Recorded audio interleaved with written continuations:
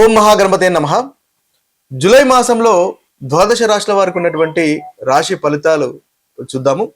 ముందుగా మనకు ఈ జూలై మాసంలో ఉన్నటువంటి గ్రహస్థితిని కనుక గమనించినట్టయితే ఈ మాసంలో గురువు మనకు కర్కటక రాశిలో సంచారం చేస్తున్నాడు.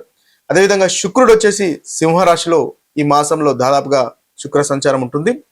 ఇక రవి వచ్చేసి మిథున రాశిలో జూలై 16 వరకు సంచారం అనేది ఉంటుంది. ఆ తర్వాత మనకు రవి కర్కటక రాశిలో సంచారం చేస్తాడు. ఇక కుజుడు వచ్చేసి వృషభ రాశిలో సంచారము, అదేవిధంగా బుధుడు వచ్చేసి దాదాపుగా మనకు మిథున రాశిలో ఈ యొక్క మాసంలో బుధ సంచారం అనేది ఉంటుంది. ఇక శని మీన రాశిలోనే సంచారం చేస్తున్నాడు, రాహు కుంభరాశిలో సంచారము, కేతు అనేది సింహరాశిలో సంచారం. ఇది స్థూలంగా మనకు జూలై మాసంలో ఉన్నటువంటి గ్రహస్థితి. ఈ గ్రహస్థితిని ఆధారంగా చేసుకొని ద్వాదశ రాశుల వారికి ఉన్నటువంటి ఫలితాలు ఏ విధంగా ఉన్నాయో చూద్దాము. సింహరాశి వారికి జూలై మాసంలో ఉన్నటువంటి ఫలితాలు కనుక మనం ఒకసారి గమనించినట్టయితే వీరికి శుక్రుడు అనుకూలంగా ఉన్నాడు. అదేవిధంగా సూర్యుడు అంటే రవి 16వ తేదీ వరకు చక్కగా అనుకూలంగా ఉన్నాడు. తర్వాత బుధుడు ఈ నెల మొత్తము ఈ రాశి వారికి చక్కటి అనుకూలంగా ఉన్నాడు. కాబట్టి వీరికి మిశ్రమైనటువంటి ఫలితాలు కనిపిస్తున్నాయి. మిగతా గ్రహాలు అంతగా అనుకూలంగా కనిపించట్లేదు. అయితే ముందుగా అనుకూలమైనటువంటి ఫలితాలు ఎలాంటి ఫలితాలు ఉన్నాయో ఒకసారి మనం గమనించినట్టయితే శుక్రుడు 1వ స్థానంలో సంచారం చేయడం వల్ల ఆకర్షణ అనేది పెరుగుతుంది. మీరు పనిచేసే చోట కాన్ఫిడెన్స్ గా ఉంటారు. మీ యొక్క వ్యక్తిత్వం అనేది చక్కగా వ్యక్తిత్వం వికాసం అనేది ఉంటుంది. మంచి అట్రాక్టివ్ గా ఉండి మీరు అనుకున్నటువంటి పనులు చేయగలుగుతారు. మీ యొక్క మాట తీరులో కూడా చక్కటి అనుకూలత అనేది ఉంటుంది. వృత్తి విషయంలో మీకు అనుకూలత అనేది అధికంగా శుక్రగ్రహం యొక్క సంచారం వల్ల పెరుగుతుంది. గౌరవం మర్యాదలు కూడా చక్కగా పెరుగుతాయి. ఇక రవి వల్ల కూడా మీకు అనుకూలంగా ఉంది. దాదాపు రవి మొదటి 16వ తేదీ వరకు కూడా చక్కగా ఉన్నాడు కాబట్టి లాభాలు ఉంటాయి. లాభస్థానంలో సంచారం చేస్తున్నాడు. 1వ అధిపతి అంటే మీకు రాష్ట్రాధిపతి అయినటువంటి రవి లాభస్థానంలో 16 వరకు సంచారం చేస్తున్నాడు కాబట్టి చక్కటి అనుకూలమైనటువంటి ఫలితాలే అధికంగా మనకు గోచరిస్తున్నాయి. ముఖ్యంగా చూసినట్టయితే వీరికి ఆదాయ వృద్ధి అనేది బాగా ఉంటుంది. ఫైనాన్షియల్ గా ఇంప్రూవ్మెంట్ అనేది ఉంటుంది. అయితే బుధుడు కూడా చక్కగా ఉన్నాడు కాబట్టి నెట్వర్కింగ్ విషయాల్లో కొత్త అవకాశాల వల్ల మీకు చక్కటి ఫలితాలు అనేవి ఈ మాసంలో కలుగుతాయి. ఇవి అనుకూలంగా ఉన్నటువంటి ఫలితాలు. ప్రతికూలమైనటువంటి ఫలితాలు కనుక చూసినట్టయితే ఖర్చులు పెరిగే అవకాశాలు, మానసికంగా ఒత్తిడి ఉండే అవకాశాలు ఉన్నాయి కాబట్టి ఆ విషయంలో కాస్త జాగ్రత్తగా ఉండండి. దాంపత్య జీవితంలో కూడా అపార్థాలు కనిపిస్తున్నాయి రాహు వల్ల. ఆ విషయంలో కాస్త జాగ్రత్త పడండి. ముఖ్యంగా మీరు హనుమాన్ చాలీసా పఠించుకోవడం వల్ల ఈ మాసంలో మంచి ఫలితాలు మీరు పొందగలుగుతారు.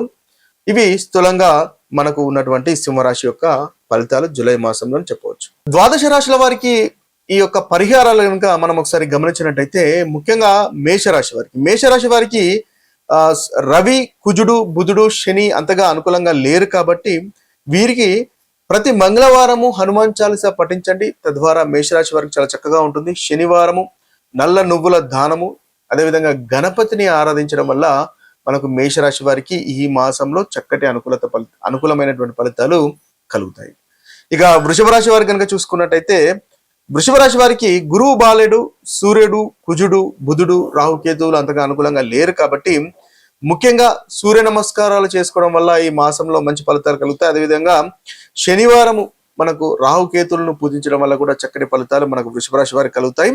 అదేవిధంగా గణపతిని ఆరాధించడం వల్ల కూడా వృషభ రాశి వారికి మాసంలో అనుకూలమైనటువంటి ఫలితాలు కలుగుతాయి. ఇక మిథున రాశి వారికి కనుక చూసినట్టయితే మిథున రాశి వారికి రవి, కుజ, బుధ, శని, రాహువులు అంతగా అనుకూలంగా లేరు కాబట్టి ఈ మిథున రాశి వారికి ముఖ్యంగా బుధవారము విష్ణు సహస్రనామాలు చదవడము లేదా వినడం వల్ల చక్కటి ఫలితాలు మనకు మిథున రాశి వారికి ఉంటాయి. అదేవిధంగా శనివారము హనుమంతుణ్ణి ఆరాధించడం వల్ల కూడా మిథున రాశి వారికి అనుకూలమైనటువంటి ఫలితాలు ఈ మాసంలో కలుగుతాయి. ఇక కర్కటక రాశి వారికి కనుక చూసినట్టయితే కర్కటక రాశి వారికి రవి, బుధ, శని, రాహుకేతువులు అంతగా అనుకూలంగా లేరు. గురువు కూడా అంతగా అనుకూలంగా లేరు కాబట్టి ప్రతిరోజు సూర్య నమస్కారాలు చేయండి. శనివారము హనుమంతుని ఆరాధించండి. తద్వారా మంచి ఫలితాలు కలుగుతాయి. బుధవారం విష్ణు సహస్రనామాలు వినండి, చదవండి. తద్వారా కూడా చక్కటి ఫలితాలు మన కర్కటక రాశి వారికి కలుగుతాయి. ఇక సింహరాశి వారి యొక్క పరిహారాలు కనుక చూసినట్టయితే సింహరాశి వారికి గురువు అంతగా అనుకూలంగా లేడు. రవి 17 తర్వాత నుంచి అనుకూలంగా లేడు. కుజ, శని, రాహు, కేతువులు అంతగా అనుకూలంగా లేరు కాబట్టి మంగళవారం హనుమంతుని ఆరాధించండి ఈ సింహరాశి వారు. తద్వారా మంచి ఫలితాలు మనకు కలుగుతాయి. రాహుకేతుల యొక్క పూజలు చేసుకున్నా కూడా చక్కటి ఫలితాలు ఈ మాసంలో ఈ రాశి వారికి, మనకి సింహరాశి వారికి పరిహారంగా పనికి వస్తుంది. ఇక కన్యారాశి వారికి కనుక చూసినట్టయితే కన్యారాశి వారికి చాలా చక్కటి ఫలితాలు అధికంగా ఉన్నాయి. ముఖ్యంగా 3 గ్రహాలు అనుకూలంగా లేవు. కుజ, శని, కేతుల యొక్క సంచారం అంతగా అనుకూలంగా లేదు కాబట్టి మంగళవారం హనుమంతుని ఆరాధించండి, తద్వారా మంచి ఫలితాలు కలుగుతాయి. కోపాన్ని నియంత్రించుకోండి. శనివారము శనీశ్వరుని ఆరాధించడం వల్ల కూడా చక్కటి ఫలితాలు మనకి ఈ కన్యారాశి వారికి ఈ యొక్క మాసంలో కలుగుతాయి. ఇక తులారాశి వారి కనుక చూసుకున్నట్లయితే తులారాశి వారికి గురువు, సూర్యుడు, కుజుడు, బుధుడు, రాహు ఈ యొక్క గ్రహాలు అనుకూలంగా లేరు కాబట్టి తులారాశి వారికి ముఖ్యంగా బుధవారం విష్ణు సహస్రనామం వినండి, చదవండి, తద్వారా మంచి ఫలితాలు ఈ రాశి వారికి కలుగుతాయని మనం చెప్పవచ్చు. ఇక వృశ్చిక రాశి వారికి కనుక చూసుకున్నట్టయితే ఈ వృశ్చిక రాశి వారికి శుక్రుడు, రవి, కుజుడు, బుధ, శని, రాహు, కేతువులు అంతగా అనుకూలంగా లేరు కాబట్టి వృశ్చిక రాశి వారు శుక్రవారం లక్ష్మీదేవిని ఆరాధించండి, తద్వారా మంచి ఫలితాలు కలుగుతాయి. అదేవిధంగా శనివారం హనుమాన్ చాలీసా పఠించండి, తద్వారా మనకు వృశ్చిక రాశి వారికి అనుకూలంగా ఉంటుంది. ఇక ధనుసు రాశి వారి యొక్క పరిహారాలను చూసినట్టయితే ధనుసు రాశి వారికి ముఖ్యంగా రవి, బుధ, శని, కేతువులు అంతగా అనుకూలంగా లేరు కాబట్టి బుధవారము విష్ణు సహస్రనామాలు పఠించడము, అదేవిధంగా వీరికి చూసినట్లయితే శనివారము హనుమాన్ చాలీసా పఠించడం వల్ల ధనుసు రాశి వారికి చక్కటి ఫలితాలు కలుగుతాయి. ఇక మకర రాశి వారి యొక్క పరిహారాలను చూసినట్టయితే మకర రాశి వారికి రవి 17 తర్వాత నుంచి అంతగా అనుకూలంగా లేరు. కుజ, రాహు, కేతువులు కూడా అనుకూలంగా లేరు ఈ మాసంలో కాబట్టి మంగళవారం హనుమంతుని ఆరాధించండి, తద్వారా ప్రతికూలమైనటువంటి ఫలితాలు తొలగిపోయి అనుకూలత పెరుగుతుంది. శనివారం కూడా శనీశ్వరుని ఆరాధించడం వల్ల, నవగ్రహ ప్రదక్షిణలు చేయడం వల్ల, ధ్యానము చేయడం వల్ల చక్కటి ఫలితాలు మీరు పొందగలుగుతారు. ఇవి పరిహారాలుగా పనిచేస్తున్నాయి. ఇక కుంభరాశి వారి యొక్క ఫలితాలు కనుక మనం చూసినట్టయితే కుంభరాశి యొక్క పరిహారాలు చూసినట్టయితే కుంభరాశి వారికి శుక్రుడు అంతగా అనుకూలంగా లేడు. రవి 1 నుంచి 16 వరకు అనుకూలంగా లేడు. కుజ, బుధ, శని, రాహు, కేతులు అంతగా అనుకూలంగా లేరు కాబట్టి శుక్రవారం లక్ష్మీ పూజ చేయండి, అది మీకు మంచి పరిహారంగా ఈ యొక్క మాసం కుంభరాశి వారికి కలుగుతుంది.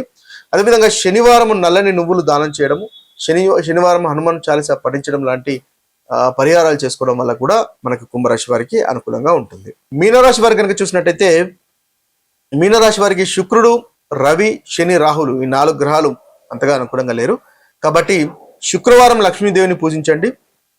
అదేవిధంగా శనివారం కూడా హనుమాన్ చాలీసా పఠించడం వల్ల మనకు మీనరాశి వారికి చక్కటి పరిహారంగా ఉపయోగపడుతుంది. ఇవి స్థూలంగా జూలై మాసంలో ఉన్నటువంటి 12 రాశుల పరిహారాలు, అదేవిధంగా ఫలితాలు. అయితే రాశి ఫలితాలు మీకు ఏదైతే అనుకూలమైనటువంటి ఫలితాలు అంతగా అనుభవంలోకి రావట్లేదు అని కనుక మీరు భావించినట్టయితే మీ యొక్క జన్మ జాతకంలో దశ అంతర్దశలు అనుకూలంగా లేవు అని గమనించాలి. అదేవిధంగా మనం ప్రతికూలమైనటువంటి ఫలితాలు చెప్పుకున్నా అవి మీకు అనుభవంలోకి రానట్టయితే మీ యొక్క జన్మ జాతకంలో ఏదైతే దశ అంతర్దశలు నడుస్తున్నాయో అవి చక్కటి అనుకూలత ఉన్నాయని మనం గమనించాలి. కాబట్టి ఒకవేళ మీకు అంతగా అనుకూలమైనటువంటి ఫలితాలు కలగట్లేదు, కష్టాలు, బాధలు అధికంగా కనిపిస్తున్నాయి అని అనుకున్నప్పుడు జన్మ జాతకంలో ఏదైతే దశ అంతర్దశలు, గ్రహస్థితి ఏ విధంగా ఉందో తెలుసుకొని దానికి తగినటువంటి పరిహారాలు చేసుకోవడం వల్ల చక్కటి ఫలితాలు కలుగుతాయి. తద్వారా మీరు అనుకున్నటువంటి పనులు నెరవేర్చుకోగలుగుతారు, ప్రతికూలత కూడా తొలగించుకోగలుగుతారు. ఇవి స్థూలంగా ఈ మాసంలో ఉన్నటువంటి ఫలితాలు. మరొక వీడియోలో మరొక రాశి ఫలితాలతో కలుద్దాము. అంతవరకు సెలవు. సర్వే జన సుజనో భవంతు, సర్వే సుజన సుఖినో భవంతు. నమస్తే.